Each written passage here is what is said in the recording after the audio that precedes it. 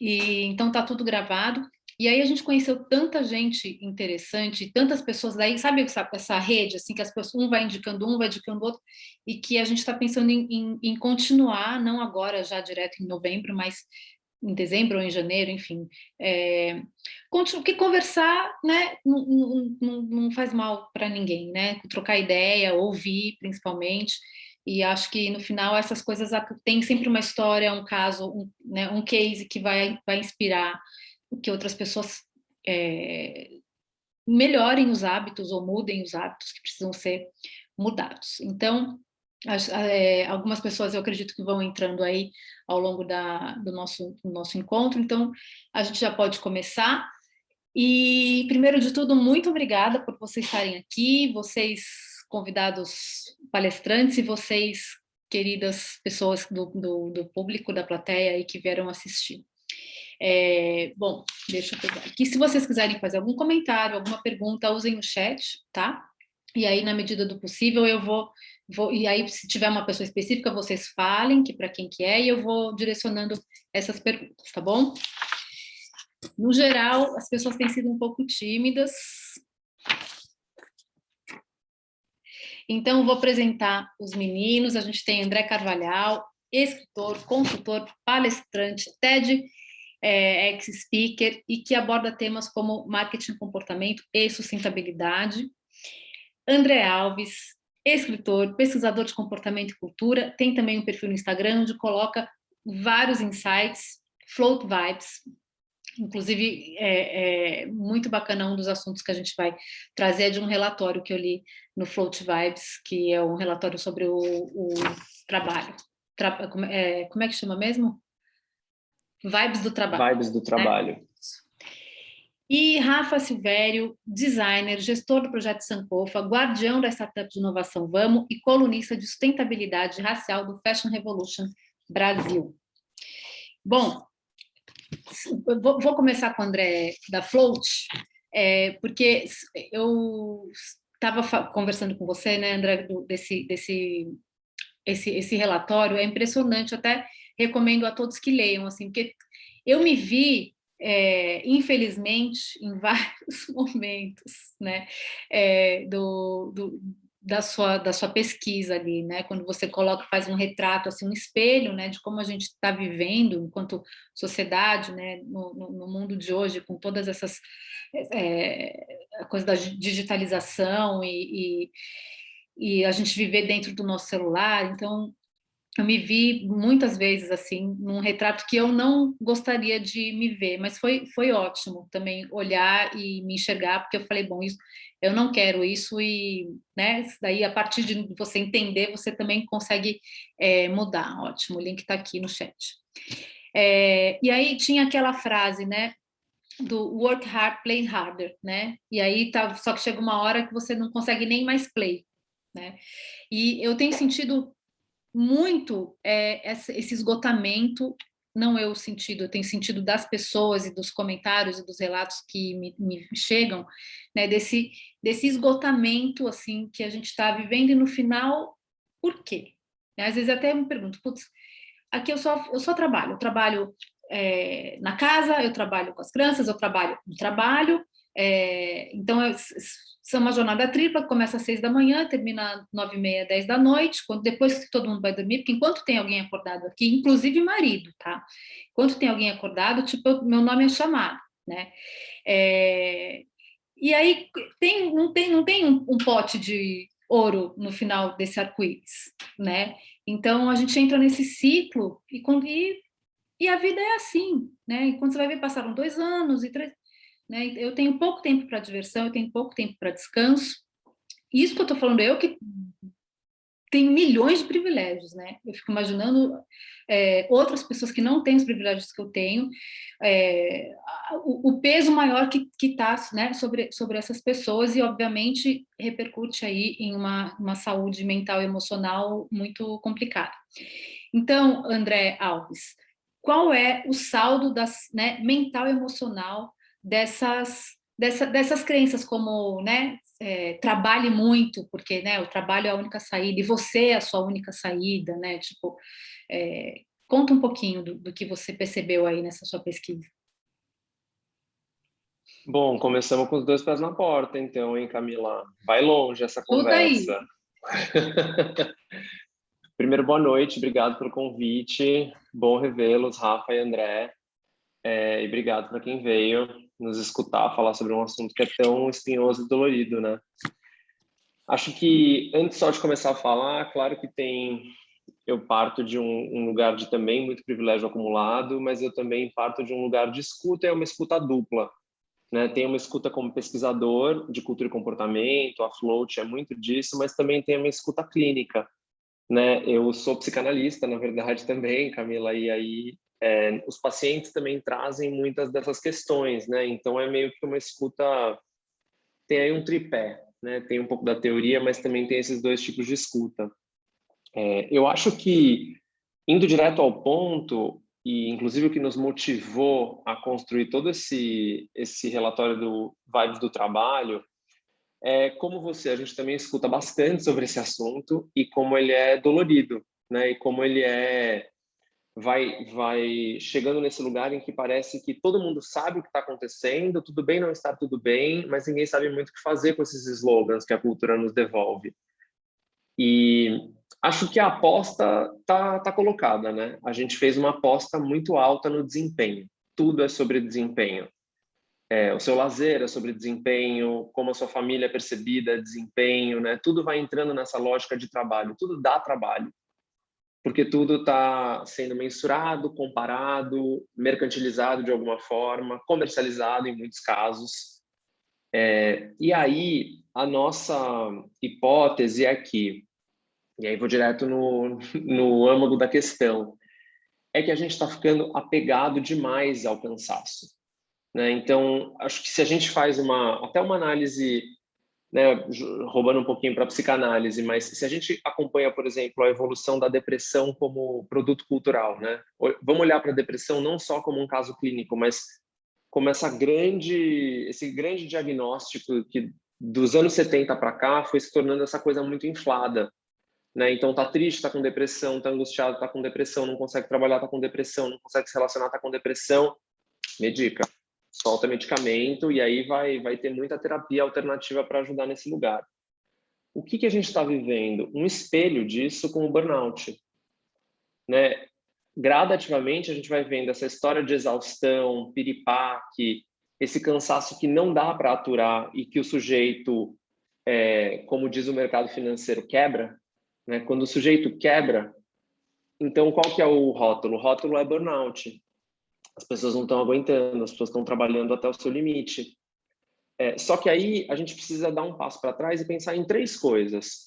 Parece que esse burnout também está ficando um rótulo grande demais, que a gente vai dizendo que ele é tudo, né? Ou muita coisa vai encaixando embaixo disso.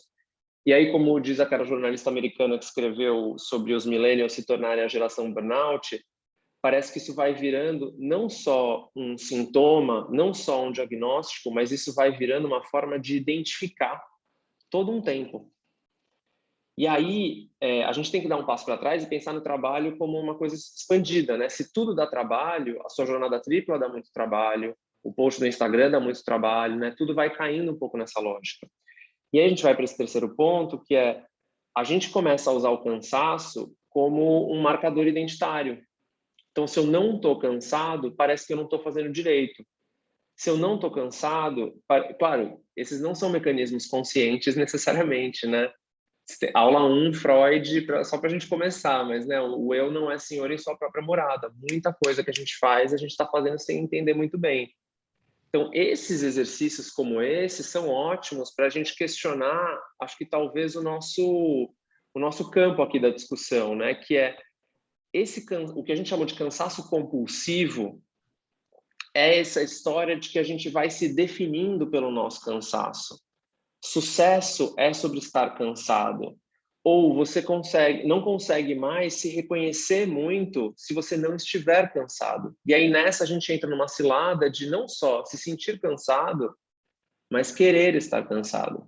Querer sem entender, né? Mas enfim, eu falo demais. Acho que o André e o Rafa estão mais acostumados, então eu Não, vou. Eu queria me policiar um pouquinho. antes de passar para o André e para o Rafa, só pegar esse gancho que você falou, que até na coisa que eu postei hoje da Float Vibes, que você fala, né, que essa coisa também da ansiedade, né, de você estar obrigatoriamente sempre ocupado, porque se você não está ocupado, se você não está ansioso, se você não tem muita coisa para fazer, você dá a impressão que você é um fracassado, porque como você tem tempo numa época em que ninguém tem tempo, né, em que tempo é né, o luxo agora é o tempo, né? Então eu achei interessante também ver isso assim de como às vezes a gente mesmo vai atrás de estar ansioso, né?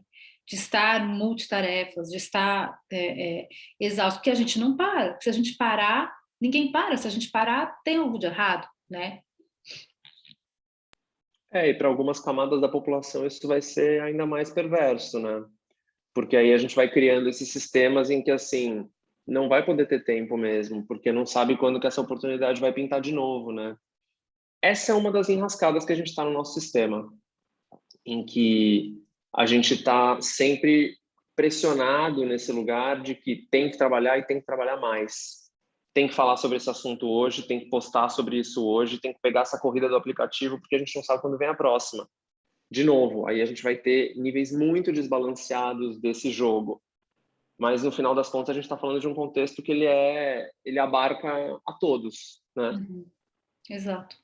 Carvalhal, você que, né, antes do André, né, o André tem um histórico com a moda, né, assim, longo, né, então ele também observou ali ao longo, não sei aonde, né, dos lugares onde você trabalhou, mas né, enquanto uma pessoa que trabalhava na moda e tinha sempre muito, antena muito ligada, observando tudo, né, você também observou aí muitas questões relacionadas à saúde mental no ambiente da moda, que é o tema mãe, assim, dos nossos encontros, né? Como é que você vê, né? Quais que você acha que são os custos, né, ou os impactos, né, de viver e conviver e atuar e trabalhar num meio em que é sustentado pela imagem? Porque a gente pode ter uma questão de assédio moral dentro de um escritório, mas assim, a moda em si, só a moda, ela né, traz vários gatilhos para várias questões, né, de saúde mental, emocional, de autoestima e tudo, né? Como é que você analisa esse ambiente, né, o custo que isso tem, no final das contas, não só para as pessoas que estão trabalhando dentro da moda, mas para a sociedade como um todo, porque a moda se relaciona com todos, né? Sim, sim.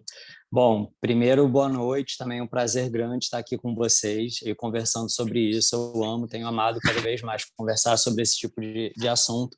E estava ouvindo o André falando e pensando exatamente assim na minha vida, né? Na minha trajetória, nos lugares que eu passei e o que eu vi até hoje. Antes da moda, eu trabalhei na propaganda. Eu trabalhei 7 anos em agência e a propaganda ela tinha muito dessa cultura, né? Então você era o workaholic, né? Então você tinha que estar trabalhando. Então eu lembro tipo de situações muito bizarras, como as pessoas comendo no banheiro na hora do almoço, né? Almoçando sanduíche dentro do banheiro, não é nem na mesa do trabalho, é dentro do banheiro. Gente fazendo xixi na garrafa, no carro, indo para o cliente porque não podia chegar atrasado, não podia parar para ir no banheiro no meio do caminho. E toda essa cultura, né, de você trabalhar muito, reuniões que começavam 9h30 da noite, para jobs para o dia seguinte, aí ficava aquele briefing em cima da mesa um mês, aí na véspera de apresentar, vamos nos reunir para pensar, para criar. E aí eu vivi 7 anos isso e, né, cheguei num limite e fui para a moda.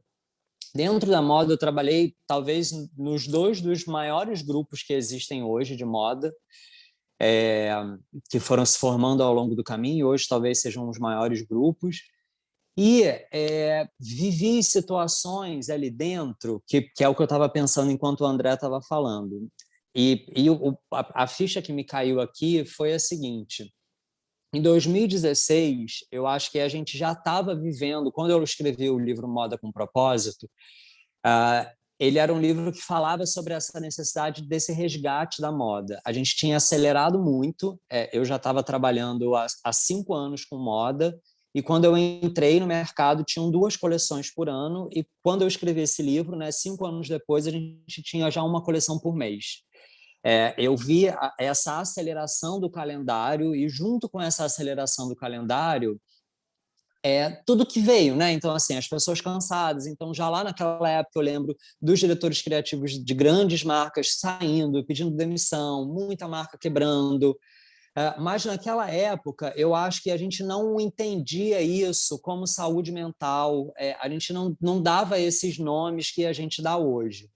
E eu acho que naquele momento a preocupação ela era muito funcional com o trabalho. Então a gente teve, sei lá, o Rana Plaza que desabou, matando as pessoas, né? 1.000 e poucas pessoas que trabalhavam com mão de obra escrava. Então, quando se falava de trabalho e moda, esse era o questionamento, né? Essa era a crítica. Eram as pessoas trabalhando em condições análogas ao trabalho escravo. Mas, tirando as fábricas, tirando as confecções, onde de fato isso acontecia e acontece até hoje em muitos lugares, existia um ambiente muito opressor, como você próprio disse, que ele talvez seja muito intrínseco à moda. Então, eu me via naquele momento falando: não, essa pessoa está muito gorda, né? Não, o nariz é muito grande, não, cabelo horrível, tá com cabelo ruim, não, muito alta, muito baixa. E as pessoas falavam isso de modelos a vendedores, a funcionários, ou, sei lá, para contratar uma pessoa para ser estilista. Eu lembro de uma menina que foi minha aluna e que teve anorexia, e ela falou: olha, desde pequena eu sabia que eu queria trabalhar com moda, eu não sabia o que eu ia fazer, mas eu sabia que eu tinha que ser magra.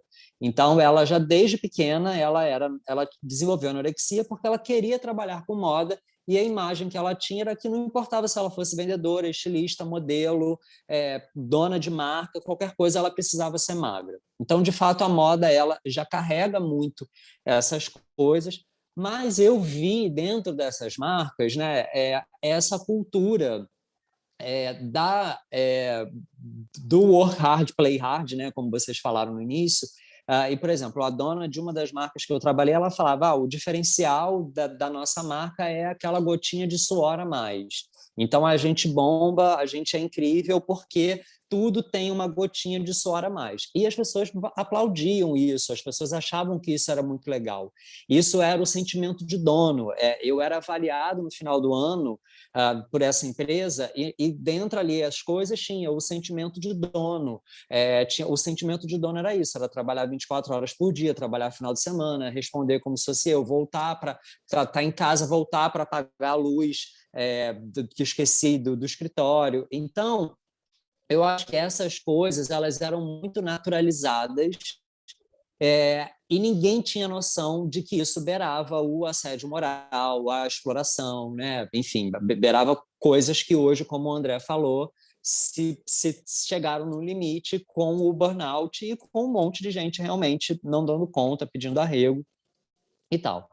Então, eu sinto, né, assim, numa linha do tempo, que foi isso. Eu acho que a gente vem nessa expansão desse entendimento, dessa compreensão dos padrões que a moda criou, né? Que o mercado de trabalho em geral, mas aqui tentando fazer um recorte para a moda, os padrões que a moda criou, e essas narrativas que a gente foi construindo, que, na verdade, sustentaram essa indústria da forma como ela ou foi até hoje, né? Essa indústria de opressão, de exclusão, da falta, né? Essa indústria da moda, ela é a indústria que trabalha com isso o tempo inteiro. E por dentro a gente vê isso se refletindo de outras formas também, em outras camadas, né? Se manifestando de outros sentidos. Então, essa é um pouco da minha sensação, assim, para começar aqui. Está no mudo, amiga. Obrigada, André. Ô, Rafa, bom, você está à frente de iniciativas, né, que fomentam criativos negros na moda, né? E no Vamo, né, que é uma das iniciativas, que antes de responder você pode até explicar um pouquinho sobre o que é o Vamo, existe a ideia de ser também um lugar de acolhimento, né? Então, eu queria entender como é que funciona o acolhimento de pessoas, né, que estão com a saúde emocional abalada ou fragilizada, né? Então, explica um pouquinho o Vamo e o trabalho que você faz de acolher profissionais negros de moda. Bom, primeiro, boa noite a todo mundo, obrigado pelo convite. Andrés, prazer em revê-los. acho que eu conheço os dois mais ou menos da mesma época. Vou explicar um pouco sobre a Vamo. A Vamo, o Vetor Afro-Indígena na Moda, nasceu pós-assassinato de George Floyd, diante de um grupo que tínhamos, um grupo de sustentabilidade, e ali dentro eu tive uma fala bastante incisiva, dizendo que, poxa, fazia alguns anos que a gente estava dentro desse grupo e nunca tínhamos discutido racismo especificamente, com tanto afinco como discutíamos quem é que ia ser a primeira pessoa que ia fazer o bendito couro da casca da maçã. Se alguém, por favor, realmente conseguir essa fórmula, me liguem, porque eu quero muito saber se eles conseguiram, se esses caras ainda vão conseguir isso. E aí a gente começou a fazer uma movimentação. Primeiro era um grupo de estudos que cresceu conforme as pessoas pretas começaram a se aconchegar. A gente entendeu que não seria sobre um grupo de estudos e que havia uma necessidade de ações afirmativas para o mercado, para entender o mercado. Quando a gente fala com recorte racial específico, a gente tem que entender agressões diárias, né? Desde as microagressões de um racismo velado até agressões mais físicas e ativas, e isso está intrinsecamente ligado à melanina da pele. Quanto mais escura é essa pele, quanto mais retinta é esse negro, mais exposto a esse racismo ativo ele está. Então, quando ele chega até a Vamo, a gente tem que entender primeiro até que ponto a gente consegue lidar com ele. Se a gente tem escopos para que isso consiga, para que ele consiga ser regenerado no sentido de ter a sua confiança de volta, que a gente consiga de alguma forma devolver ferramentas que a moda em si, que ela continua racista, continua misógina, mas que a gente tem ali um ponto de acolhimento. Então, devolver essa ferramenta para o desenvolvimento da maneira dele, do pensamento dele. Entender também um lugar de pertencimento. A gente fala muito do coletivo e entende muito das questões afrodiaspóricas, como é que as outras comunidades pensam nesse coletivo e como é que elas tratam as feridas individuais no coletivo. Obviamente que a gente ainda é uma célula muito jovem, apesar de bastante barulhenta, somos muito jovens, mas a gente começa a trabalhar nesse sentido de se um está doente, a comunidade toda está doente. Se um precisa de alguma coisa, todos nós precisamos de alguma coisa. E ainda é um pensamento muito decolonial isso. Entender esse tipo de mecanismo, às vezes, faz até com que as pessoas brancas, porque sim, somos um grupo interracial, tenham bastante dificuldade, porque talvez esse senso de comunidade está muito mais pertencente às pessoas que são marginalizadas pela sociedade do que as que tiveram os privilégios, que entendem o seu brinquedo quando ganha ali no aniversário, que entende uma festa de aniversário apenas para ela, entendem apenas o protagonismo. Então, a gente consegue trabalhar sempre na ideia de coletividade, não apenas para um. E se a gente tem um pedaço de pão, a gente divide isso da maneira mais equitativa possível. Obviamente que todos os processos, nenhum processo é justo. A vida não é justa. Então, a gente tenta, no mínimo, ser coerente. Mas tem uma frase célebre que fala que as melhores pessoas não são coerentes. Então, a gente também está aqui tentando entender o que é essa negritude brasileira, como é que ela se manifesta e como é que a gente está olhando para mais da metade da população e discutindo essas questões.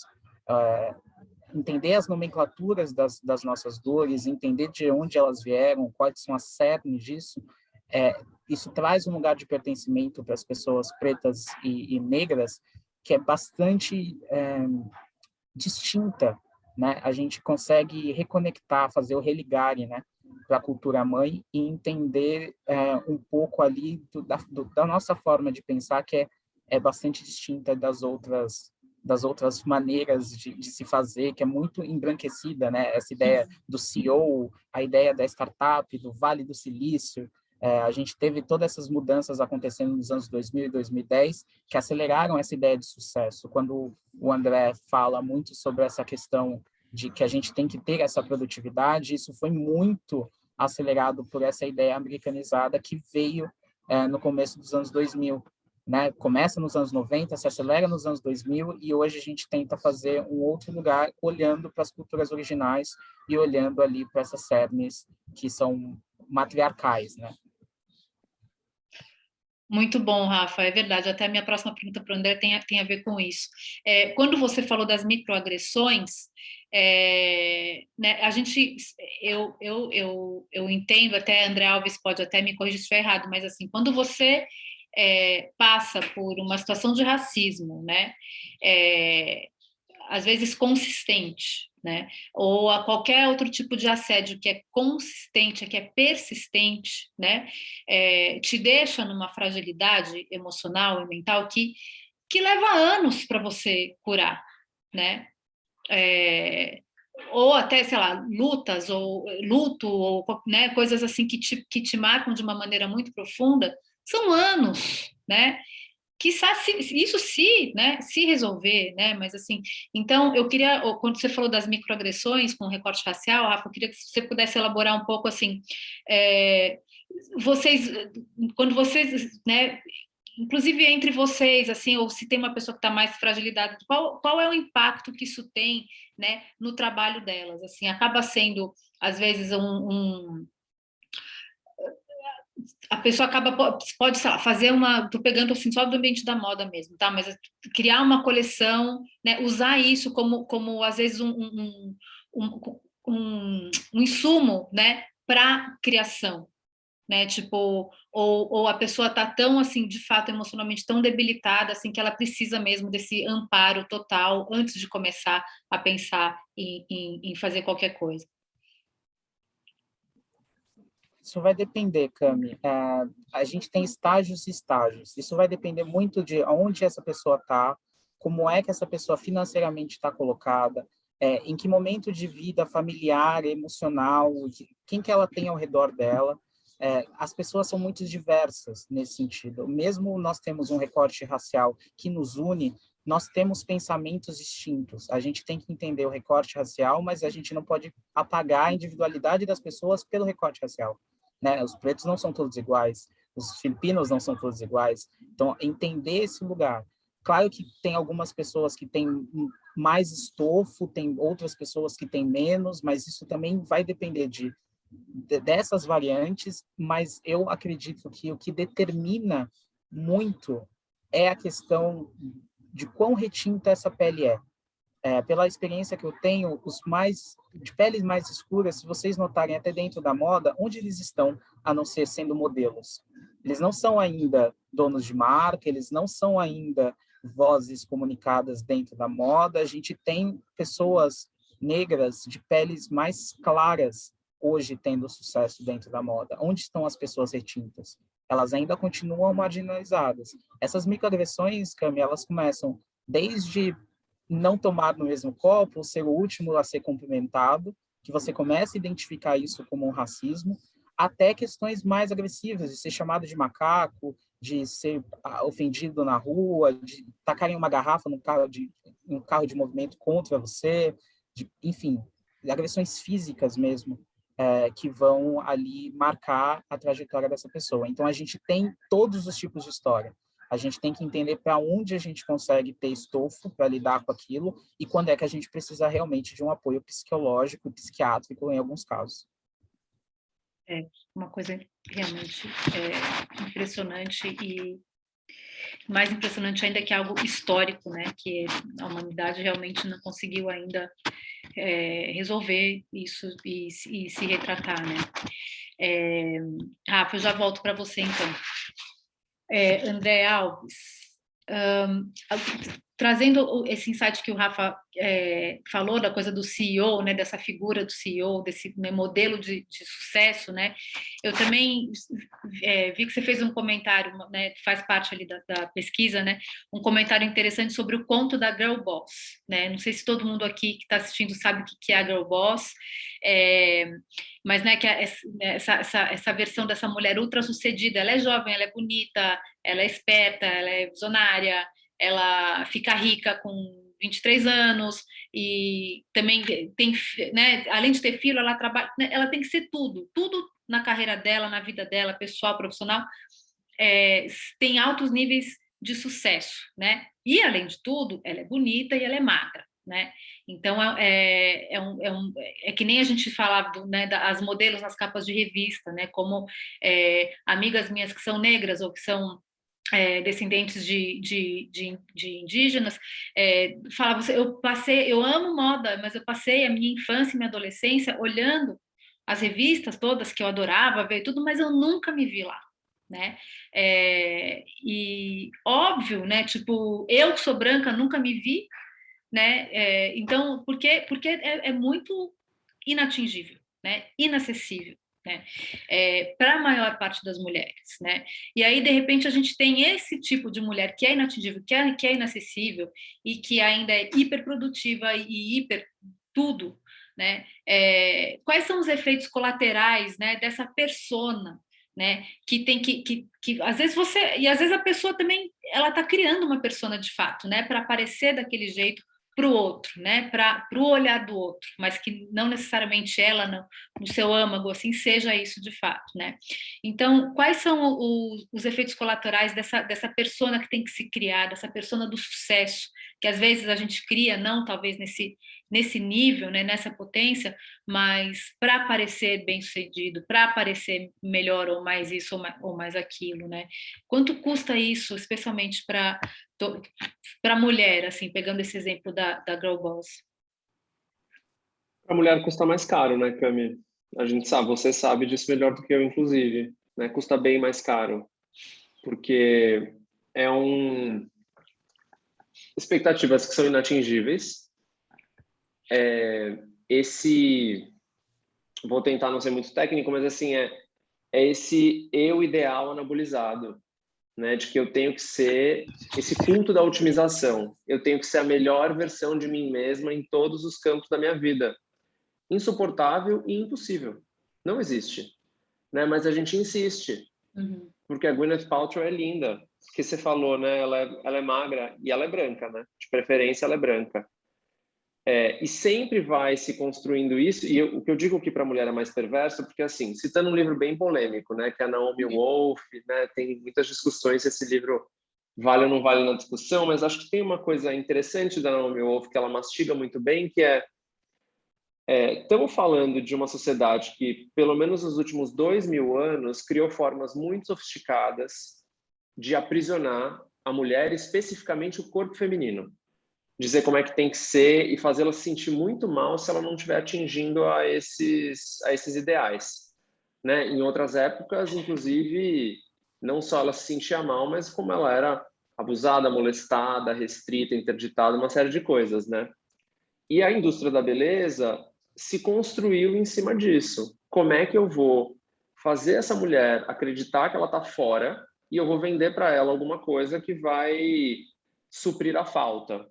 Né? E aí, enfim, capitalismo, muita coisa para a gente discutir aqui, né? São muitos assuntos. Mas o que eu acho especialmente interessante, e aí a Gia Tolentino, que é uma articulista americana muito boa, faz muito bem no Falso Espelho, que nas últimas 2 décadas, pegando um pouquinho do gancho do Rafa, a gente ainda deu outra virada nessa história, que a gente fez as mulheres acreditarem que, além de tudo, era sobre elas também se sentirem bem o tempo inteiro. Então, não só ela tem que ser bem-sucedida, ter os filhos mais bonitos, ela tem que ser linda, ela tem que ter uma boa relação, tudo isso, ela tem que ter um império, mas, além de tudo, ela tem que estar bem, de preferência o tempo todo. Se ela não estiver bem, e aí dá-lhe tudo que você quiser, né? Dá-lhe skincare, dá-lhe suco detox, dá-lhe aula de bike num preço que, convenhamos, talvez não faça muito sentido, né?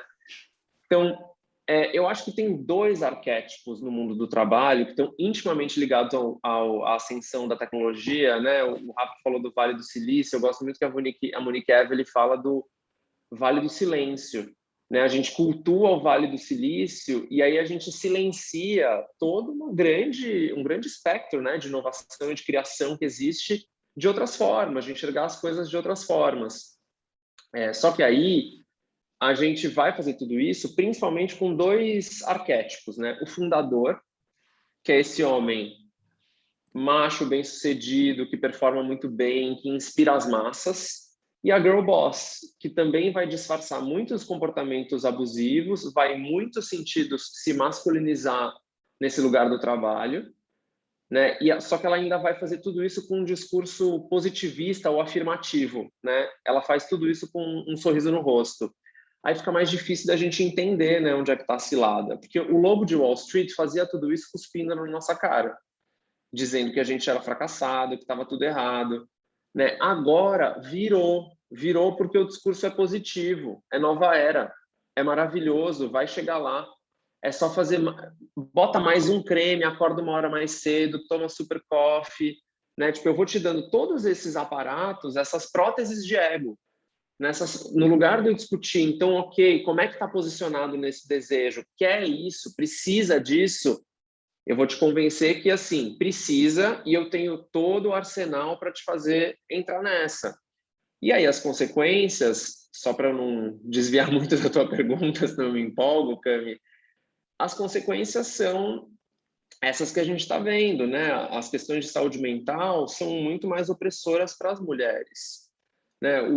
Todo o trabalho de cuidado não remunerado segue não remunerado, né? E aí a gente, com a pandemia, viu a quantidade de anos que a gente perdeu, né? De conquistas das mulheres no mercado de trabalho de uma forma geral, né? Num caminho de ser um pouco mais igual esse jogo, né? Com todas as aspas aqui, mas um pouco mais sobre equidade. E aí, o tempo inteiro, a gente vai fazendo essa manutenção das ferramentas de controle do corpo feminino, só que a gente vai trocando o discurso, a gente troca o código cultural. A gente não fala mais, você é péssima porque você não é magra. A gente fala, olha, dá para você ser um pouquinho mais feliz com quem você é, mas desde que você seja a sua melhor versão. Né? Então, parece que está mais cifrado, sabe? Parece que está um pouco mais disfarçado mesmo. Mas, enfim, ainda bem que a gente tem gente muito boa pensando muito, discutindo muito, né? Para quebrar essa história. Sim, E, de novo, a gente não vai desmontar 2000 anos em 10, né? exato. Não, disfarçado é uma boa palavra mesmo, assim. E com quem que eu estava falando disso outro dia?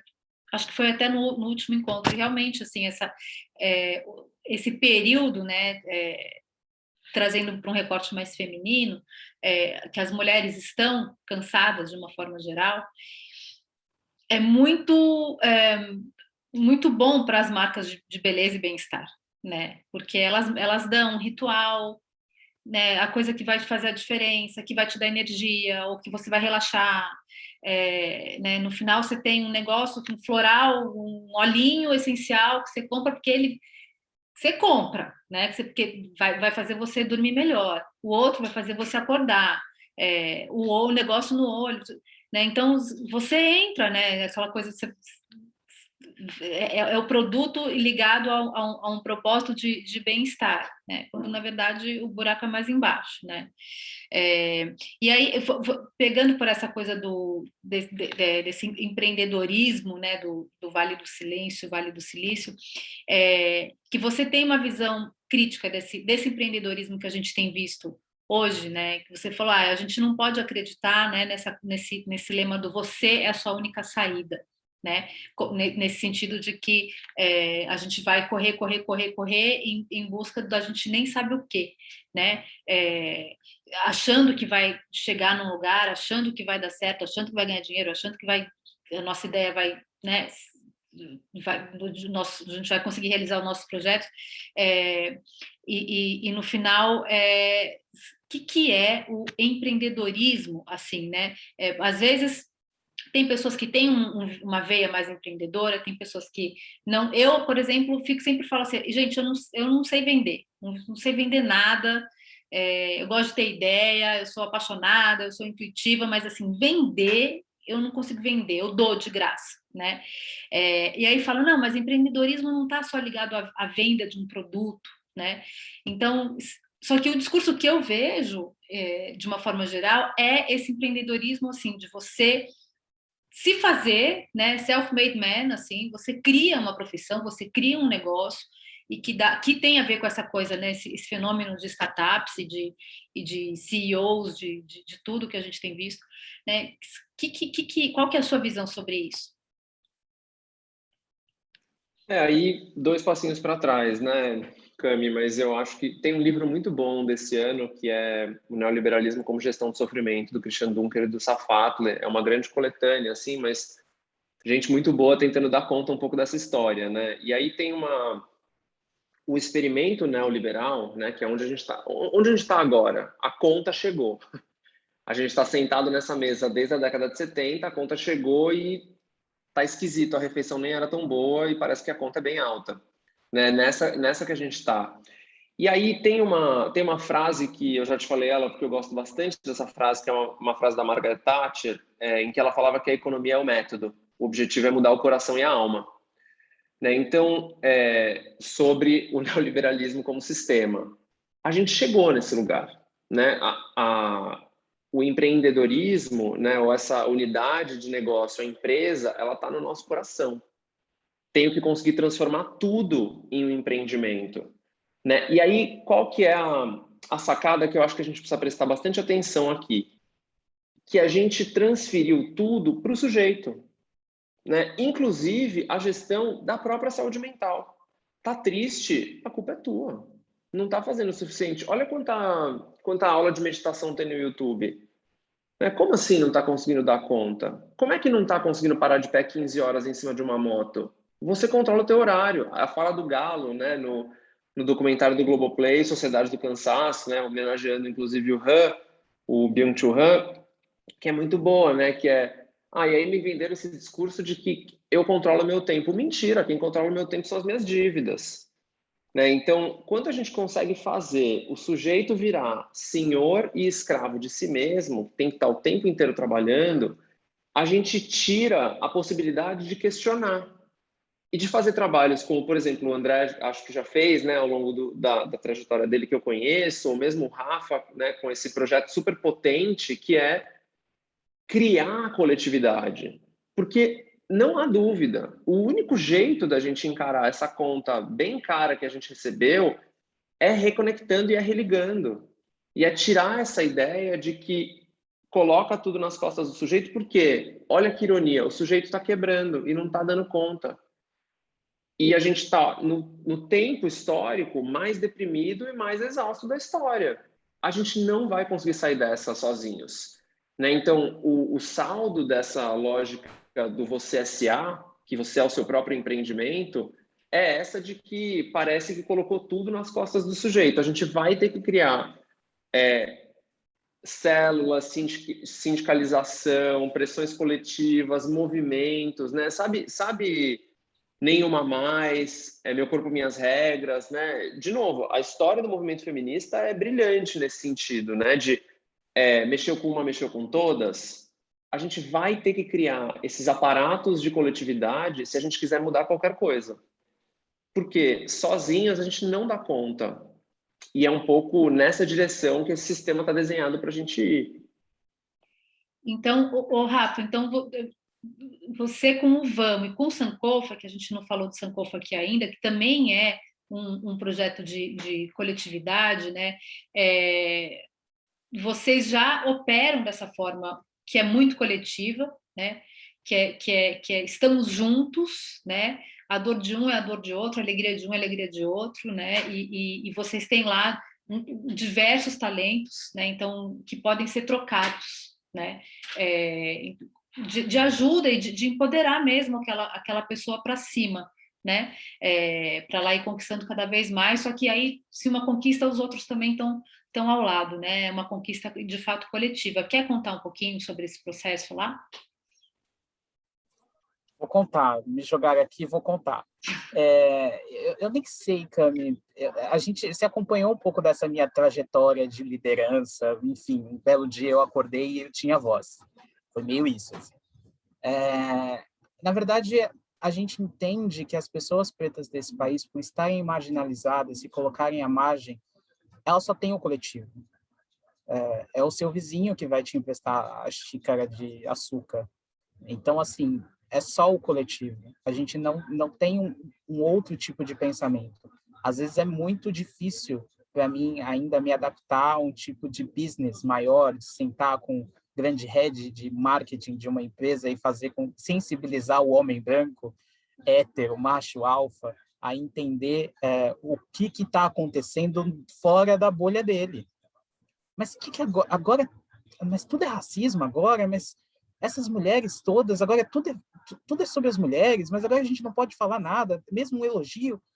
Enfim, a gente criou, a gente entende que o planeta foi criado de uma maneira completamente vertical, aonde está todo atrelado à entrega, não a quem você é. Enquanto você está atrelado à sua entrega, você tem valor. A partir do momento que a sua entrega deixa de ser operacionalizada, o seu valor é desmerecido. Então, quando a gente entende o coletivo e entende que uma célula é quase física quântica, que eu sou porque você é, e aí a gente vai entendendo esse aglutinamento de pessoas, esse aquilombamento que a gente chama, a gente entende isso como comunidade. Se a gente historicamente for olhar quando os negros vieram nos navios negreiros para cá, e todos os hábitos que a cultura brasileira ainda acabou absorvendo dessa vinda, a feijoada é exatamente isso. Olha, eu tenho aqui só o que me deram foi um focinho.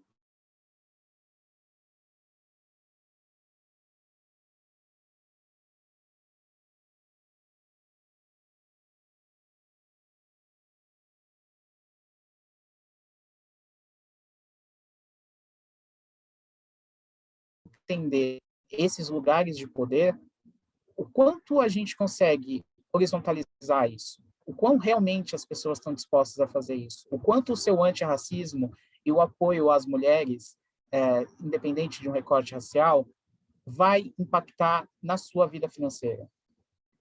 Porque é isso, assim, a gente está falando muito desse coletivo, mas até que ponto esse coletivo está para além das redes sociais? A gente está aqui um ano depois de George Floyd, e o que realmente a gente impactou? O que a gente viu de grandes mudanças dentro da moda? E por que nós ainda estamos falando de racismo com pessoas pretas dentro da mesa, se isso é um problema da branquitude que deveria ser discutido por elas? Por que a gente ainda está falando das questões das mulheres, se os homens brancos, que são os maiores algozes dessas mulheres, não estão discutindo isso nas rodas de conversa enquanto vem futebol? Então, a gente ainda estamos nichados, apesar desse coletivo. Mas, como o André disse brilhantemente, é só a partir dessas pressões que a gente vai conseguir caminhar, né? Eu falo que tiveram várias pessoas que vieram antes de mim, que puderam me possibilitar estar nesse momento ganhando voz. Acho que foi com você que eu tive essa conversa. Que você perguntou, Rafa, é engraçado que eu sempre tive como um talento e agora você está ganhando voz. E eu falei, não, Cami, eu não mudei. O mundo que mudou e agora ele está me ouvindo. Eu sempre fui essa pessoa, você está me conhecendo agora. Entende? Então, eu fico pensando, quantas outras pessoas ainda estão esperando por uma oportunidade que não veio, né? Uma oportunidade de conseguir convergir o mínimo básico, né? E quando a gente fala de saúde mental, a gente ainda tem um longo caminho, né? O André citou o movimento feminista, e aí eu fico pensando muito quando a gente faz uma comparação com as mulheres pretas, as mulheres pretas ainda estão batalhando por não morrer de pressão alta, enquanto as mulheres brancas já estão falando sobre a liberdade do corpo e do aborto. Então, a gente ainda tem um disparate gigantesco para a gente começar a falar de equidade. E aí, né, as necessidades são outras, de novo, postas a lugar de origem, territorialidade, melanina, enfim, todas essas consequências. Quando a gente funda o Sankofa, é com vontade de a gente transformar essa moda para que ela tenha mais racialidade. A gente só vai conseguir ter essas pessoas colocadas, esses profissionais remunerados devidamente, quando tiver uma outra pessoa dando as cartadas. E a gente está batalhando para transformar com que essas marcas consigam se colocar nesses lugares, em pé de igualdade, para conseguir remunerar devidamente esses irmãos, né? Mas aí a gente passa por outras questões além do coletivo, que é até que ponto, quando você dá oportunidade para quem não teve, o que isso acontece? Como é que essa pessoa vai se comportar nesse ambiente que nunca foi proporcionado a ela? A gente também é quase um experimento também, um pouco desse lado, para entender como elas vão reagir disso. E então é tudo muito delicado, são várias camadas muito sensíveis e todas elas compõem um corpo. Não sei se eu fui tão incisivo, mas acho que eu consegui concluir. Não, você, como sempre, Rafael, sempre escuto muito o Rafa e aprendo muito com ele. Eu acho que você tem uma lucidez muito grande e fala de uma forma muito clara e que é importante, né, para que todos, né, consigam ouvir e elaborar de uma maneira clara, né, sem rodeios, né, direto ao assunto. Você trouxe aí vários tópicos super importantes e verdadeiros, né?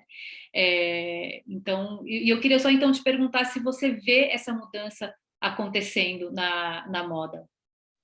Uma semente que seja, eu sei que ainda existe uma inequalidade enorme, mas você vê essa mudança de alguma maneira tomando forma?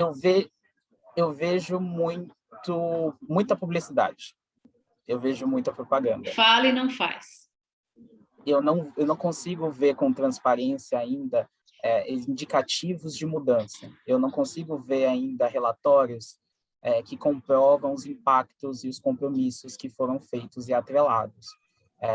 Geralmente, quando a gente fala nas questões de equidade, a gente está fazendo uma campanha, a gente chamou, sei lá, um artista preto para fazer a nossa campanha.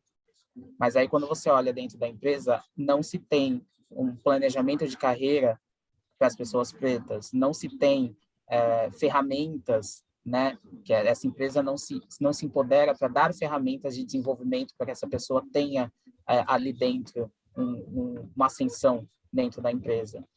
A gente vê muito comitê de diversidade. E aí, dentro do comitê de diversidade, a gente coloca todo mundo. Os pretos, os gays, as mulheres, tá todo mundo dentro do comitê. Como se todas as lutas fossem as mesmas. E aí, quando a gente faz isso, a gente acaba silenciando todas as dores. Porque elas não são iguais, elas têm necessidades distintas. Existem os pontos de congruência, mas existem pontos completamente diferentes, díspares nesse sentido. Acabei de citar aqui as questões das mulheres brancas para as mulheres pretas.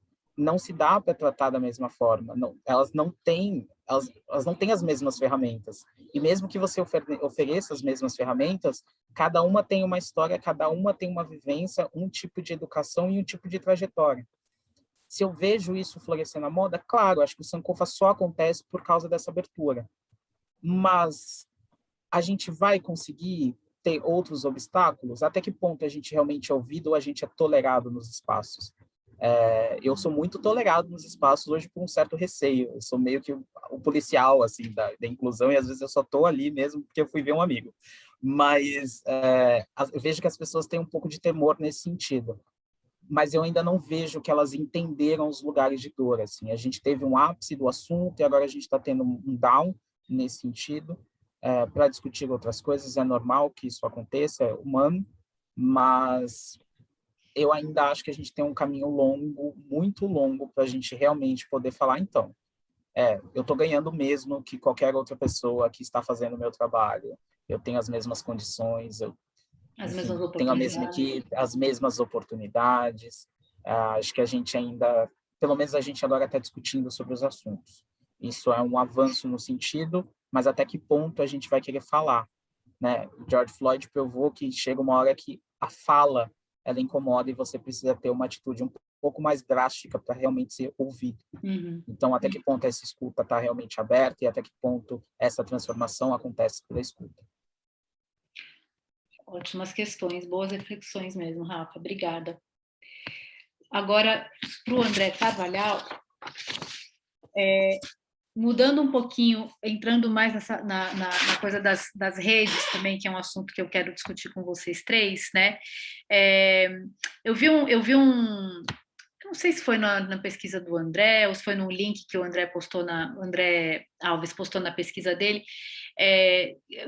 Tem um relatório recente, diz que uma pesquisa, né, que diz que 50 milhões de pessoas se consideram criadores de conteúdo, né, focado nas redes sociais. 50 milhões, né? O que você faz com a sua profissão? Eu sou creator, né? E aí eu li um artigo do New York Times, esse sim estava no relatório do Vibes do Trabalho, que diz que os influenciadores da geração Z estão esgotados, né? E tem uma falha de uma youtuber que fala, se você desacelerar, você desaparece, né? Então a gente fica que nem o hamster naquela bolinha lá,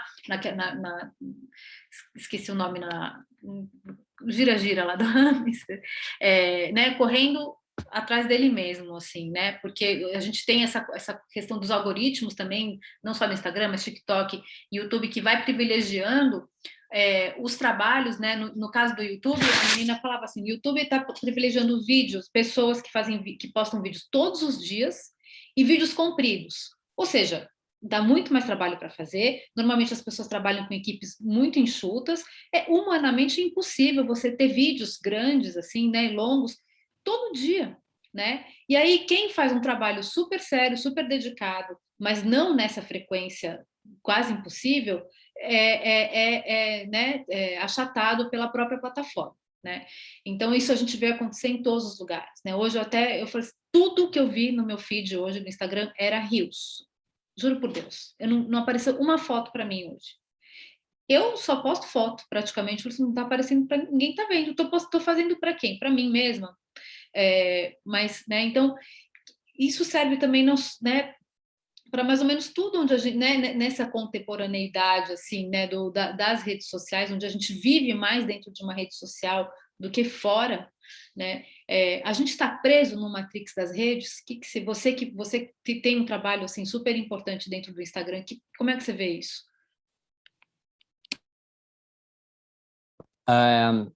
Eu amo falar sobre isso, tem várias coisas para dizer. Eu quero só fazer sei lá, trazer um check-up aqui que me veio enquanto o André e o Rafael estavam falando desse check-up da saúde mental da moda, né? Assim, o André trouxe muito o recorte das mulheres, né? De toda essa dificuldade das mulheres, e o Rafa das pessoas negras, né? E quando a gente para olhar a indústria da moda hoje, ela é a indústria que mais emprega mulheres, e a gente, né, viu aqui o tamanho do buraco que está para as mulheres estão sofrendo mais na pandemia, as mulheres têm na sociedade, né, um papel extremamente desafiador, como o Rafa falou, quando você traz um recorte ainda de raça, a coisa ainda fica mais complicada ainda. A maior parte dos operários dessa indústria da moda, né, dessas pessoas de base, são as pessoas negras, né? Então, quando você vai para os estoques, para o corte, para a costura, então as pessoas que ganham menos, as que são menos privilegiadas em tudo, são essas pessoas que o Rafa colocou aqui a dificuldade. E quando a gente olha para o topo dessa pirâmide, que são os donos, né, dos maiores grupos de moda do Brasil, são homens brancos e héteros, né? Então, acho que só da gente falar isso, a gente tem um bom check-up, né, de como está a saúde mental da moda hoje. Mas agora, voltando para as redes sociais, só porque eu fiquei, né, pensando muito nisso enquanto eles estavam falando, quando a gente olha para essa questão das redes sociais, também me veio uma imagem, enquanto você estava falando, desse rato de laboratório, que ele entende, né, onde que ele tem que apertar a alavanca para ganhar comida, para ser alimentado, né, e o feed, né, não sei se alguém já tinha feito esse trocadilho antes, mas a rede social a gente chama de feed, né, o feed da rede social. Então, assim, é como se também a gente estivesse ali correndo atrás dessa roda o tempo inteiro para ser alimentado.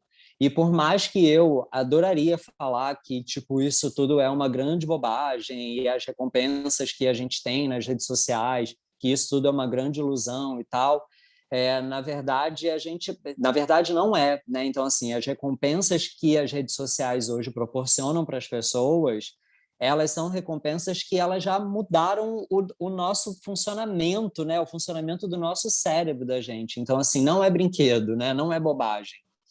Então, mexe muito com autoestima, com autoconfiança, com aceitação, com uma série de coisas. Acho que é um reflexo da nossa sociedade, de como a sociedade sempre funcionou, mas de uma forma muito mais perversa e muito mais exposta, talvez, né? Principalmente porque agora existe a chance de monetizar literalmente através disso. Então, acho que antes a monetização eram moedas sociais, então você tinha os seus privilégios, né? A aceitação, a integração, você tinha no mundo físico, né? outras moedas, e ali no mundo virtual você tem, né, também todas essas moedas emocionais, mas você tem a chance de monetizar. E eu acho que isso é o que está transformando as pessoas, né, muitas pessoas, né, em escravas, ali, de fato, das redes. É uma questão muito complexa, muito profunda, que, como, né, diversas pessoas já falam, mudou de fato o nosso funcionamento, a construção da nossa subjetividade, né? Ela foi impactada ela vem sendo impactada por tudo isso, e, e acho muito difícil chegar numa solução simples, até porque se a gente sair, não vai mudar nada, né? Se nós quatro, beleza, então vamos sair do Instagram, não vai mudar nada, né? Então, assim, continua né, isso vai se engendrando ali de uma forma que parece que é cada vez pior. Eu sou um grande crítico disso, apesar de usufruir, apesar de ganhar dinheiro, né, não só trabalhando para marcas, como para mim, fazendo propaganda para marcas. Então, eu, apesar de usufruir muito disso, eu também tento trazer um olhar crítico, um pensamento crítico não só para o que eu faço, mas para que as pessoas questionem inclusive também o que eu faço, porque eu acho que somente a partir desse olhar crítico, desse pensamento mais crítico, a gente vai conseguir chegar em algum tipo de solução. Exato. E, inclusive, uma pergunta para os que vocês três podem responder, né? Voltando para isso, né? A questão das redes sociais, né? A angústia que ela provoca nas pessoas, né? Não só nas pessoas que produzem conteúdo e ficam brigando com esse algoritmo, né? Porque elas dependem disso, né? Dependem do engajamento, dependem do alcance, dependem de ser bem-sucedida aí também, para conseguir trabalho, para conseguir, né? Então, se você de repente está em alta, você é super chamada para fazer um monte de coisa, tudo dentro desse ambiente da rede social, isso que é muito louco, né? E um tempo que os seus números caem, você já não é mais chamada, você é esquecida, né? Então, a gente, né? Outra coisa também que o Instagram, falo no Instagram mais porque eu uso mais o Instagram, mas as redes sociais causam, né? É essa coisa de você postar essas realidades, que às vezes são realidades inventadas ou realidades que duram ali um dia, mas que não refletem a verdade daquela pessoa, a vida daquela pessoa. Então você olha no Instagram e você só vê as pessoas viajando, né, no seu melhor momento, como o André Alves falou, na sua melhor versão, né? Só que a gente sabe que nós não somos isso 24 horas por dia, nós não somos eu pelo menos não consigo ser a minha melhor versão o tempo inteiro, é o contrário, pouquíssimo tempo que eu estou na minha melhor versão no ano, sei lá.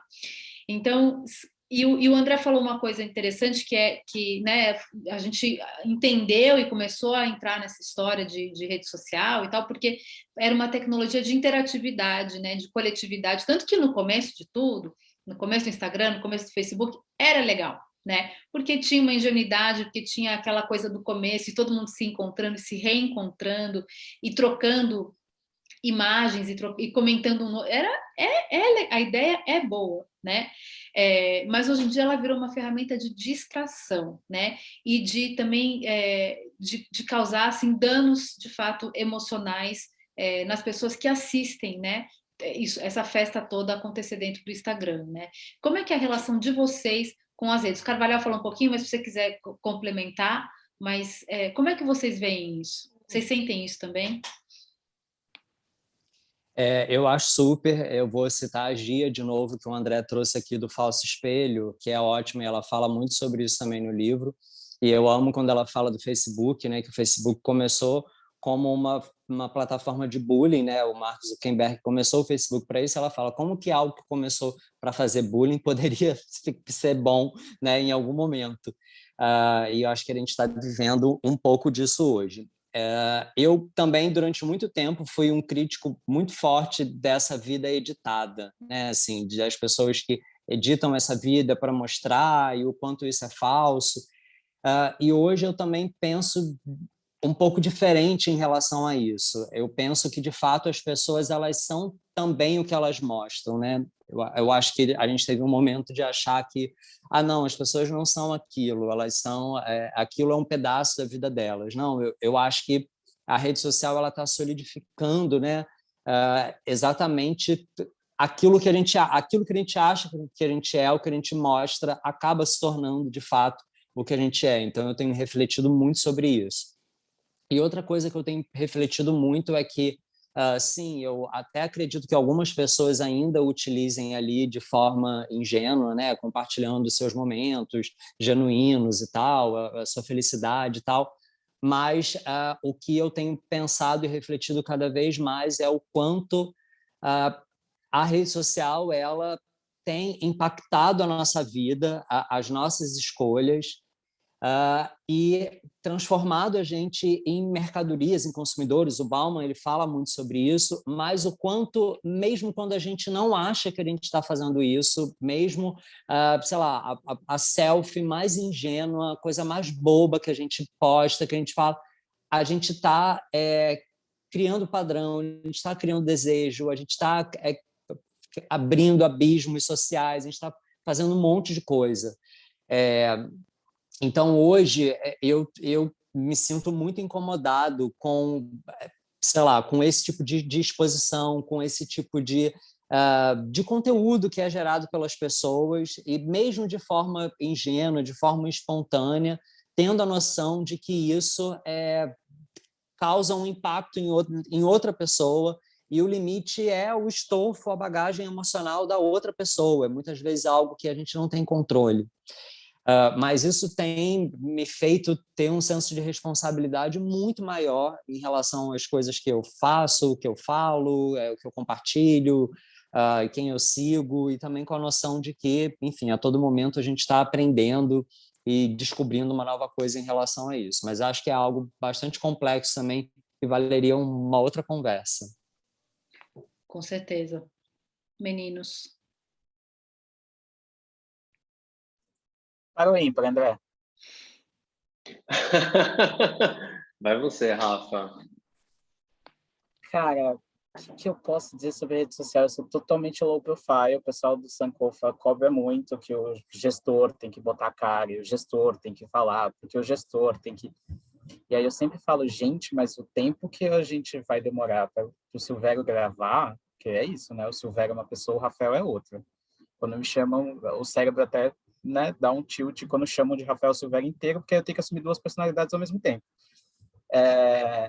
Eu acho que se tem muito essa ideia que o tempo da rede social é completamente diferente do tempo real. Essa dissociação de tempo, eu acho que é o principal fator que está ligado à produtividade, está ligado a status, mas a gente também, como o Carvalhal colocou, tem que entender como é que essa rede social também vira um motivador de gatilho, uma força motriz para acabar afetando a vida dos outros, né? A gente tem dados alarmantes sobre suicídio entre jovens negros de 2016, de cada 10, 6 eram negros. Então a gente entende em que esse eu quero ser está afetando a vida das pessoas, e como é que as pessoas estão, como é que a gente está pornografando esse sofrimento, porque essa é a verdade. O Instagram virou uma grande pornografia de pequenos prazeres, assim, que você sempre tem que postar a foto no melhor restaurante e ligar ali a sua localização, em que você tem que fazer com que as 4 funções acabem bem, porque senão uma função acaba liderando a outra. A gente teve um papo com a Larissa do Instagram, não sei se todo mundo conhece a Larissa Galado, que funciona ali como head de marcas e de beleza. Ela deu uma aula para a gente no Sankofa, e aí ela estava falando das funções do Instagram, as lives, os feeds, os reels, enfim. Se você fizer tudo que o Instagram está te pedindo para fazer, você simplesmente não vive. E aí, quando ela terminou a apresentação dela, eu provoquei ela e falei, tá, Larissa, e quando é que eu como? Quando eu durmo. Porque é isso, assim, se a gente ficar nessa... Vira uma máquina que come gente. Literalmente, as pessoas acabam sanando fisicamente, psicologicamente sua saúde para manter aquele status de parecer uma vida que, na verdade, não é real, né? Ela é um pedaço, ela é completamente colocada para espelhar um outro tipo de realidade, né? Uma second life que a gente tá se propondo. E quando a gente, de novo, fala das pessoas negras, elas estamos sempre em mais vulnerabilidade nesse sentido. Mas também, né? Eu fico pensando aqui nos criadores de conteúdos negros, deve ser realmente uma barra, porque a própria plataforma não entrega os nossos conteúdos. Então, assim, né? Nem eu quero falar dessa plataforma, porque, afinal de contas, ela não me favorece em nada. Então, eu vou deixar o André aqui conseguir falar melhor do que eu sobre esse assunto. Eu acho que a gente está todo mundo na mesma, Rafa, porque acho que a tecnologia é maravilhosa, né, em muitos sentidos, mas acho que o que a gente está começando a se dar conta agora, ou vem se dando conta há um tempo, é que vai dar muito trabalho para a gente criar o que a Dania Reis, minha amiga que está por aqui, inclusive, elegeu como uma das metas de vida, que é a gente criar a internet que a gente quer. Né? Ou talvez uma internet que nos faça um pouco menos mal, né? Ou que a gente rebalanceie um pouco do jogo. Porque acho que isso que o André estava puxando, né? A performance é algo inerente ao sujeito, né? A gente está performando o tempo inteiro. O problema das redes é que é um problema de escala, né? Como é que a gente vai sustentar uma performance para tanta gente ao mesmo tempo, né? E como é que a gente vai fazer isso sem, no caso, enlouquecer?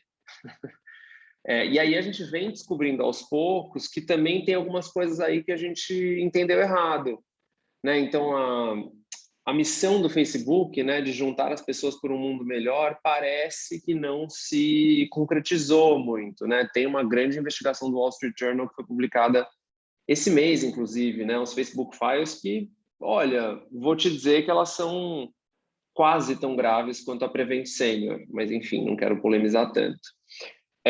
Mas a gente vem entendendo que essas plataformas de interação ou de conversação, elas não se traduzem necessariamente em relacionamentos. Né? A gente não necessariamente consegue construir relacionamentos nessas plataformas. E aí, eu acho que a gente vai se dando conta de que assim, a internet não precisa ser as redes sociais, ou só as redes sociais, mas aí no Brasil a gente tem um problema, porque se a gente parar para pensar que o que é de graça nos planos de dados que são bem altos para o brasileiro, né? O que é de graça é rede social. Então, assim, nossa, um absurdo. Como é que o brasileiro elege um presidente pelo WhatsApp? Gente, porque a internet virou o feudalismo contemporâneo, né? Em que a verdade está escondida atrás de um paywall e o que é de graça é disparo de informação nas redes. Né? Então, a gente acho que está se dando conta do tamanho do problema que a gente está. E eu acho que tem uma coisa que, para nós, é importante de prestar atenção, que é como é que a vida de tantas pessoas... Porque não dá... Eu acho muito bom isso que o André falou, no sentido de que, assim, não dá para a gente simplesmente... de assim, gente, sai do Instagram. Porque, assim, a vida de muita gente está dependendo dessas redes. Né? É o restaurante que precisa daquilo para poder chamar a atenção dos seus clientes. Né? É o creator, no limite, que está vivendo um pouco dessas plataformas como seu sustento. Então, no final das contas, esse jogo está esquisito porque a vida de muita gente depende de uma ferramenta que a gente não necessariamente sabe como funciona. Não está clara qual é a regra do jogo. Muito pelo contrário, está bem esquisita essa regra desse jogo. Né? E aí a gente tem, por exemplo, vários relatos de desplataformização. Né? Então, aí quem vai falar mal do algoritmo ou vai, por exemplo, levantar essas questões que são seríssimas que o Rafa trouxe, né, do algoritmo, no TikTok é sabido, né? O algoritmo prioriza a gente bonita e rica. Simples assim. Né? Agora a gente está descobrindo que o Facebook também faz isso no Instagram e no Facebook. Então, e aí quem vai falar mal disso ou apontar isso, o que acontece? É despriorizado pelo algoritmo. Né? Então, essas regras não estão muito claras. Né? E aí tem um professor da USP muito bom, que é o Eugênio Butti, ele lançou um livro esse ano chamado Superindústria do Imaginário, que é interessantíssimo, que é o dinheiro que tudo isso está gerando. Né? Então, de novo, sai do Instagram não vai funcionar. E aí, eu gosto sempre de pensar nos criadores de conteúdo. Semana retrasada teve o YouPix, né? Eu, inclusive, falei depois do André, eu acho. Eu entrei na salinha, estava você e um monte de gente ali. E aí, acho que teve um ponto que para a gente é importante, que a gente falou nesse evento, né? Que é um evento super direcionado para criadores, é que, tá claro que os criadores são, hoje, o ápice da uberização da indústria criativa. Né? E aí, só que eles estão vivendo Em velocidade 3, em fast forward, para fazer um trocadilho com o fashion forward que a gente está aqui, o que todos nós estamos vivendo de alguma forma ou vão viver. Porque não é só o criador de conteúdo que quer chamar atenção e viver uma vida perfeita que está fazendo Reels. É o teu médico, né? É a nutricionista, é a psicóloga, né? É a cabeleireira, é um monte de gente que está tentando jogar esse jogo ou entender minimamente esse jogo, porque já entendeu que se eu não jogar esse jogo, eu fico para trás. Então, assim, os creators, eles são muito importantes da gente prestar atenção. Porque o que a gente vem batendo bastante na tecla é que não vai ter receita mágica para lidar com esse problema sistêmico. A gente vai ter que pressionar por mais transparência, a gente vai ter que entender que, mais até do que o cancelamento, a saúde mental dos creators é um problema de saúde pública. A gente vai ter que também falar mais sobre isso para entender que esse não é um problema individual, não é você que não está fazendo os conteúdos certos, né? Tipo, é um problema coletivo e a gente vai ter que abordar isso através das coletividades. E também, de alguma forma, pressionar, inclusive, por dinheiro, né? Tipo, tem toda uma discussão sobre creator economy sendo tida, né? De que os criadores, então, agora vão poder ganhar dinheiro pelos seus conteúdos e tal, mas, assim, os fundos que as plataformas estão colocando, todas anunciaram, né? Fundos de 100 milhões de dólares, né? E iniciativas muito grandes. O YouTube fez, o Twitter fez, o TikTok fez, assim, é pouco, gente, muito pouco dinheiro, porque está dando bem mais que isso. E vou te falar, não só está dando muito dinheiro, mas a gente não faz ideia do que está rolando. Então, assim, eu fico meio paneleiro nesse assunto, mas fala lá, André. Não, super, não, eu queria só concluir, super concordo com você. E eu também pensei muito nesse livro do Eugênio, ele fala muito da companhia, da economia da atenção, e aí quando você citou a Dani, né, a Contente e tal, acho que a gente precisa constatar que, assim, a internet que a gente quer não é a internet que as plataformas querem, né? A internet que a gente quer, slow content, desacelerada e tal, não é a internet que gera dinheiro, né? Não é a internet. Por que a gente fala sobre essas coisas? O conteúdo que prioriza é o conteúdo do rico, do branco e tal. Porque, como a gente falou desde lá do início, isso é o reflexo da nossa sociedade, né? Da forma como a gente separou as pessoas em classe e a gente criou o desejo. Então, é uma manutenção de todas essas coisas, que a tecnologia vem para potencializar e para espoliar, né? E para tirar o máximo possível. E aí eu amo, né? Assim, a gente está super literário aqui hoje, citando os autores, mas eu amo a Sueli Ronick também, que ela fala que o capitalismo, não, depois de ter usado, né, e explorado todos os recursos da natureza, ele agora está explorando no último nível a nossa subjetividade, né, a construção exatamente do nosso eu ou de quem a gente poderia ser com tudo isso. E é assim que todas essas empresas ganham dinheiro, é assim que essa economia da atenção ela é mantida.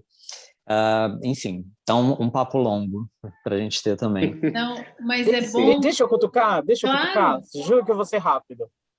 Gente, só que a gente está falando ainda de pessoas que têm acesso à internet.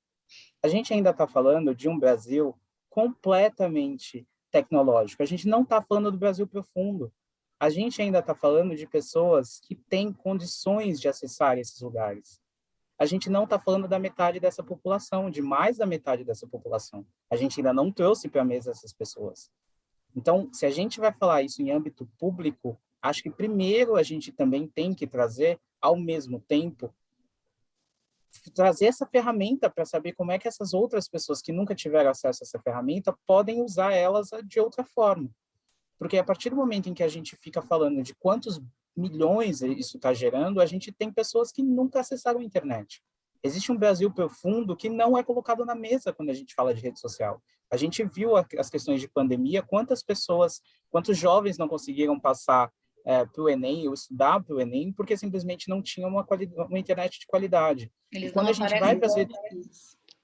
Pois é, eles não aparecem nessas pesquisas também. Quando a gente vai olhar para as redes sociais e ver esse conteúdo de pessoas brancas e você não se enxerga nesse conteúdo, é óbvio que o índice de mortalidade e de suicídio entre a população negra é 2 vezes maior.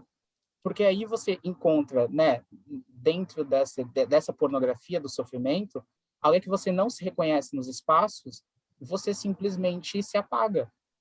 né? Então, a internet, ela ajudou a adoecer, a construir esse ambiente doente, ela está dando também o remédio para essa doença, mas, ao mesmo tempo, ela continua intoxicando as mentes. Então, eu acho que antes da gente falar especificamente da internet que a gente quer, a gente precisa abranger essa internet para que todas as pessoas tenham, ou a grande parte dessas pessoas estejam incluídas nessa conversa. As mesmas questões são de sustentabilidade, as mesmas questões são das mulheres. É importante a gente entender isso de uma maneira um pouco mais plural, para sair um pouquinho do nosso umbigo, né? Porque aí realmente a gente vai poder falar sobre uma coletividade e falar de vários pontos de vista para além daquele que está posto para nós. Porque senão, de novo, a gente vai reproduzir tudo que a gente não quer, mesmo que a gente tenha uma intenção super benéfica. Eu estou super contigo, Rafa. Eu vou dar mais um passo na loucura, assim, que agora ficou ainda mais legal, assim. Mas acho que tem um ponto importante da gente prestar atenção, que é assim, a gente está falando de metade da população brasileira que não tem acesso, né? Mas, ao mesmo tempo, eu acho que hoje, tipo, a cultura digital, ela está infiltrada em muitos lugares, né? O programa da Eliana, do Rodrigo Faro, né? E qualquer programa de domingo da tarde tem um bloco de memes. A Fátima Bernardes fala da nuvem de palavras do Twitter todas as manhãs, né? Assim, então, eu acho que mesmo nos meios de escala, ela está permeada. E aí, onde é que eu acho perverso e perigoso, assim? Porque o sonho da viralidade virou um sonho, né? Então, aquela história do jogador de futebol, aquela história até do empreendedor que a gente viu nos Estados Unidos, e que isso está sendo empurrado goela abaixo quando a gente está falando de uma população super precarizada e minorizada, esse sonho também está posto, né? O sonho de ser o próximo Carlinhos Maia, né? Ou a próxima Pequena Lô. E deu conseguir. Só que aí, o que esse sonho está dizendo, né? Na entrelinha? É isso. Vai ter que loucamente, e vou te dizer mais, ainda vai ter que conseguir rir da própria pobreza. Vai ter que rir da desgraça 24/7 para conseguir ser mais seguido, para conseguir ser mais popular, para conseguir ter mais curtidas. Porra, aí tá esquisito, né? Então, assim, acho que eu super tô contigo nesse lance da coletividade e acho que é aquela história, né? Assim, todo mundo quem, né? Todo mundo tem internet, todo mundo quem? Peraí, cortou metade da população, tirou fora, mas não é porque todo mundo não tem acesso que os efeitos colaterais também não estão um pouco mais enfiados na história toda, né? Assim, então, acho que é um problemão para a gente lidar, assim, né? Tem muita gente boa falando umas coisas muito interessantes, do tipo, redes sociais, essa lógica de hiperpolarização que a gente criou, talvez são o nosso grande final, né? Mas, enfim, eu também sou contra essas narrativas muito catastroficistas, porque eu também acho que isso é cilada, né? Estão querendo falar que vai acabar, então é melhor não fazer nada mesmo. O pessoal da sustentabilidade entende disso melhor que eu. Mas eu acho que uma coisa que a gente entende é que o que o Carvalhal falou, a internet, as redes sociais, né, essas plataformas de hoje, elas não refletem a internet que a gente quer, né? Que junta as falas de vocês três, né? Então, Dani Arraes, tudo culpa sua. E eu acho mesmo a gente ter consciência, né, a cada vez que a gente posta, a cada vez que a gente usa esses aplicativos, como a gente interage, o que a gente posta, né, para a gente fazer isso com cada vez mais consciência e lembrar que é de graça, mas não é, né? A gente não paga para estar no Instagram, mas a gente é um produto, né? O Instagram vende a gente sem nenhuma transparência, todas as redes, né? Sem nenhuma transparência, todos os nossos dados, né? Então custa sim, né? E custa bastante, né?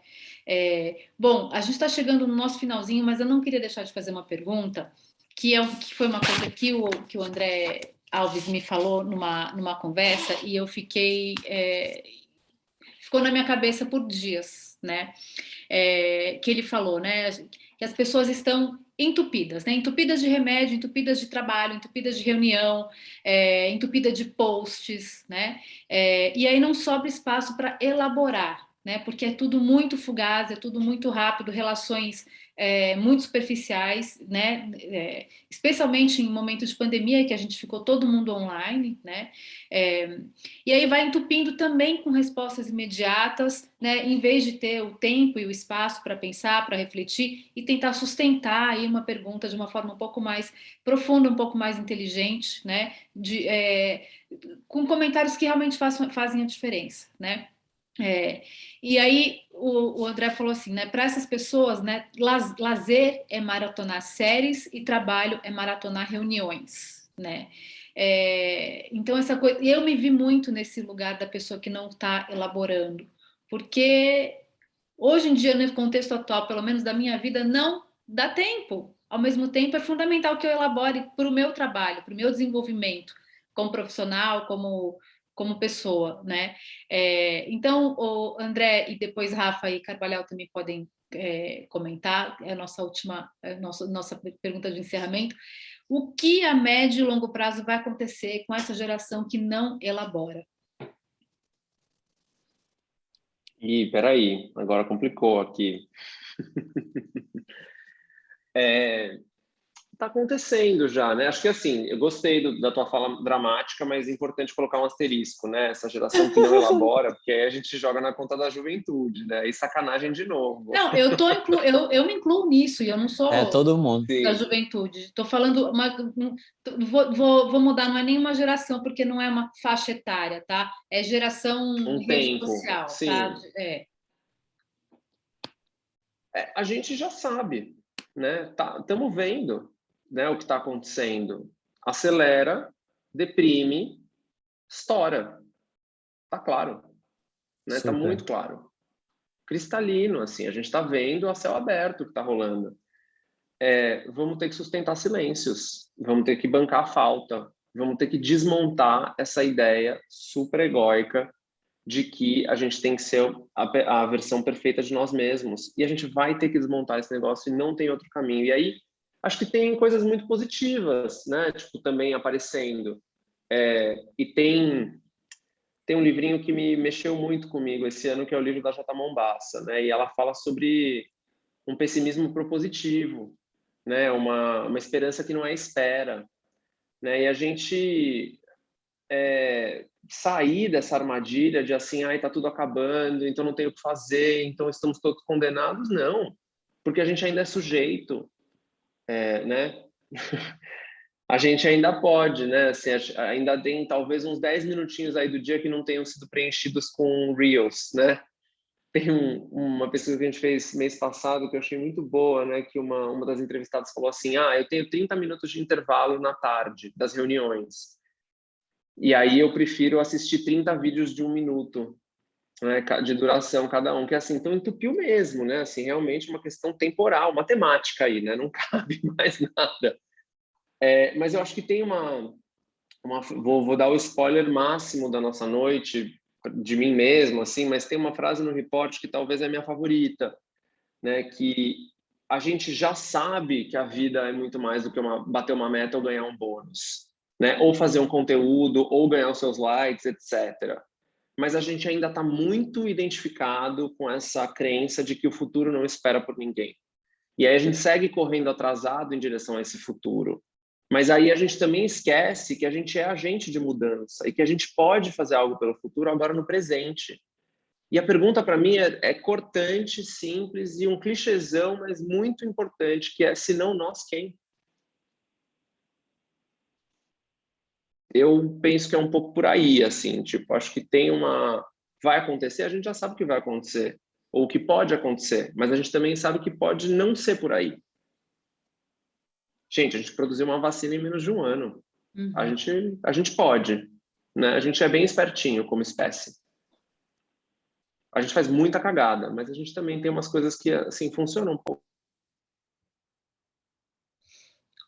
Total. Eu assim, super concordo com o André. Eu acho que é isso. A gente, né, acelera a história. Eu sinto que durante muito tempo o mercado, né, falando do sistema mais especialmente ali para o mercado, né, já que a gente está falando aqui de moda, de indústria e tal, eu acho que ele sempre lidou muito com com a falta, então foi uma indústria que sempre produziu a demanda, sempre produziu a falta, o desejo, e agora eu acho que o jogo é o da pressa, né? O jogo é o do piloto automático. Eu acho que as pessoas que elas estão alienadas, né? Elas são mais fáceis de manobrar, de induzir, de seduzir. E a minha crítica, por exemplo, muito ali nas redes sociais, a tiktorização das profissões, das nossas vidas, a essas coisas, é muito mais do que a dancinha, do que muita gente às vezes se sente afetada nesse lugar, acha que a crítica é isso, mas para mim a crítica é sobre essa aceleração, sobre esse encurtamento. Então é sobre você enlatar a mensagem, sobre você ter o volume, sobre você ter a presença o tempo inteiro, mesmo quando você não tem o que falar, você não poder silenciar. Então eu acho que para mim essa tiktorização ela resulta nisso, né? Então a gente tem sempre que, né, diminuir, espremer, apertar, então fazer mais, fazer a todo momento. Então eu acho que essa é a principal crítica, e a consequência é isso que o André falou. Eu acho que é isso, mas para também terminar aqui de uma forma positiva, bonita, eu também sou super ali da esperançativa, também acho que a gente é o sistema, a gente fala muito do sistema, do mercado, né, e dessas coisas, como se fossem entidades espirituais, mas na verdade são várias pessoas tomando decisões.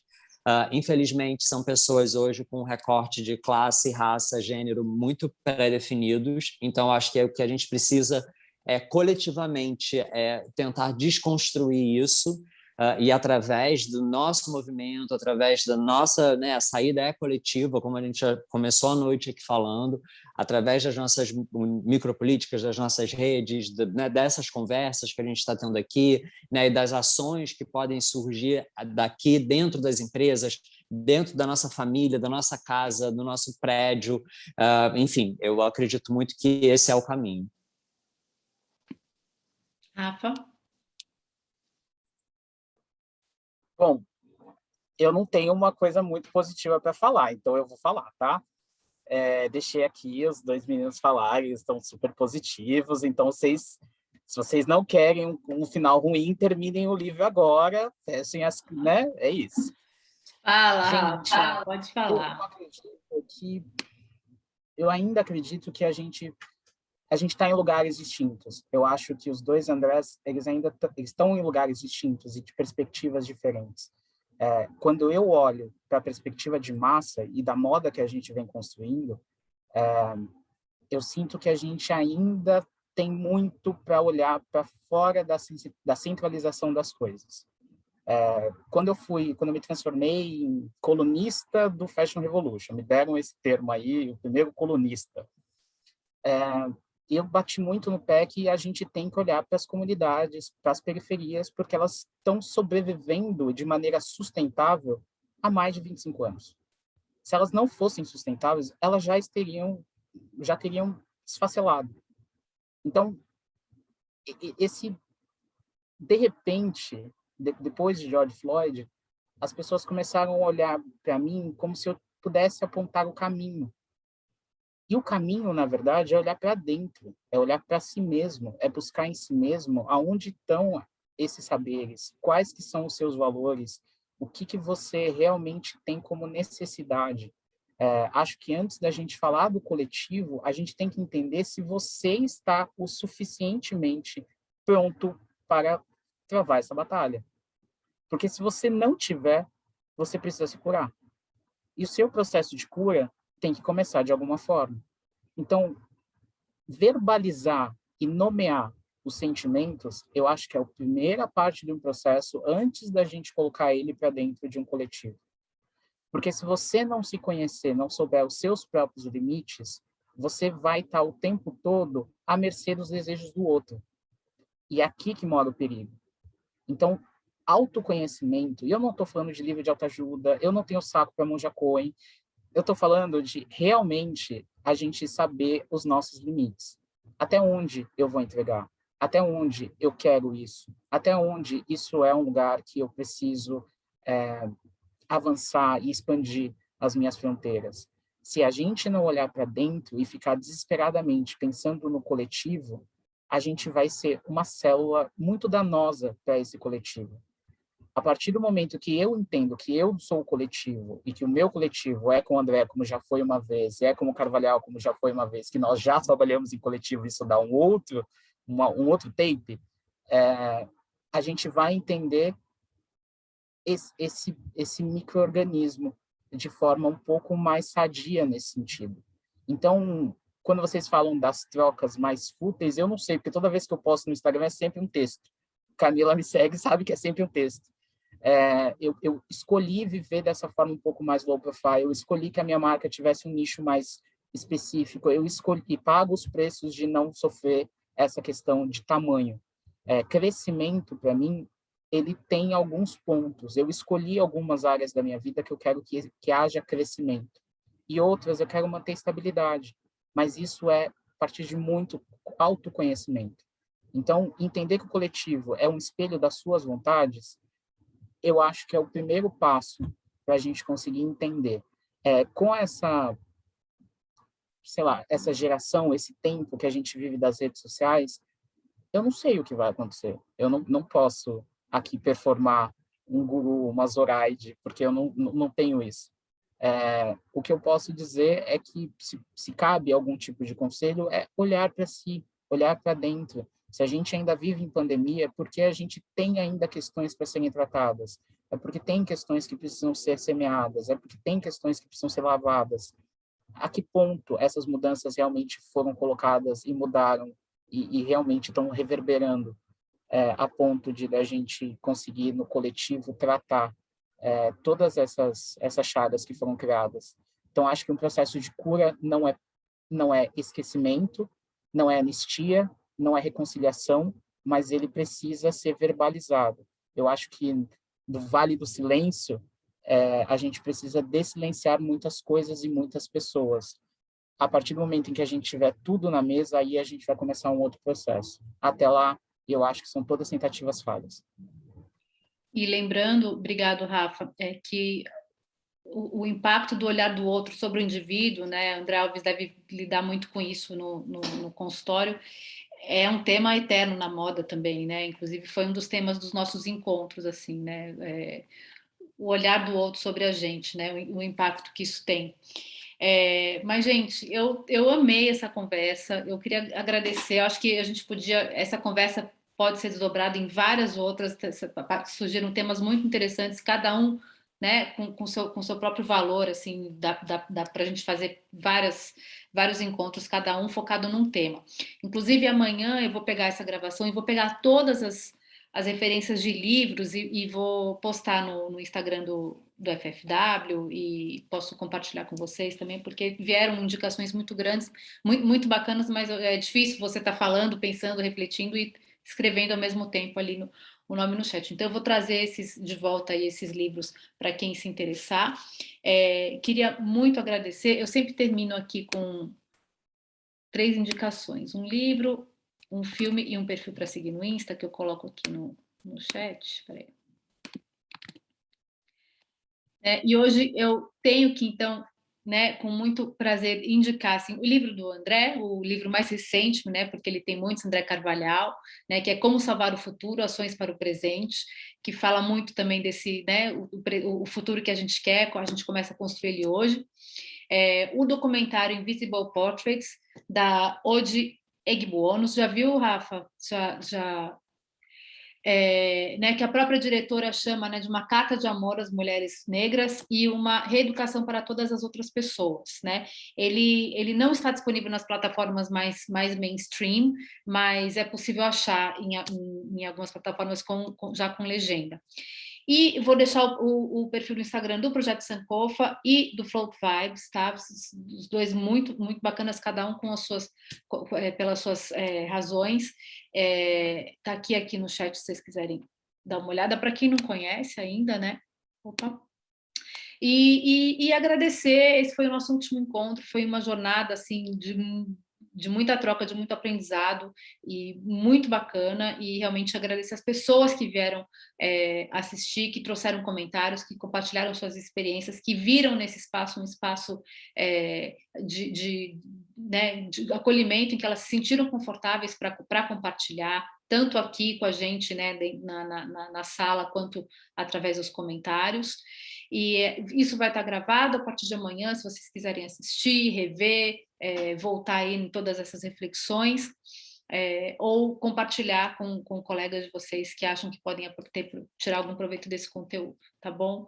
Então, que a gente continue construindo a internet que a gente quer e construindo o futuro que a gente deseja, sem parar, né, porque é um trabalho eterno, e enfim, que daqui, sei lá, daqui uns anos, se a gente tem essa conversa de novo, a gente consiga ver alguma mudança mesmo efetiva, tá bom, gente? Muito obrigada, boa noite. Ali Fukumoto. Tchau, Ali, um beijo, pessoal, boa noite. Ali, querido, Obrigado. beijo. Um beijo, pessoal, um Tchau, beijão, gente, boa noite. Obrigada, André. Tchau, Beijo. Carla. Tchau, tchau. Tchau, tchau.